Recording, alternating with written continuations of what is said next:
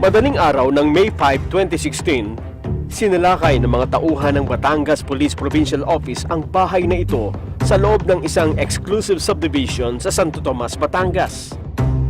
Mistulang eksena sa isang action movie ang video footage na ito ng aktwal na pagsalakay ng mga pulis sa nasabing tahanan na waring may tinutugis na terorista o isang pusakal na kriminal.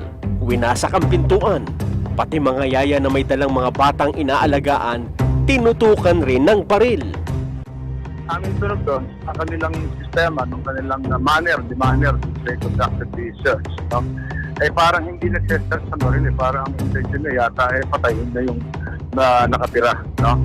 Dahil hindi po sila nagsama ng mga barangay official, hindi nagsama ng taga-media, sila lang, mga pulis, tapos nakakubli pa yung mukha, no? Siya si Alan Pajardo. Walang criminal record sa NBI at maging sa record ng PNP.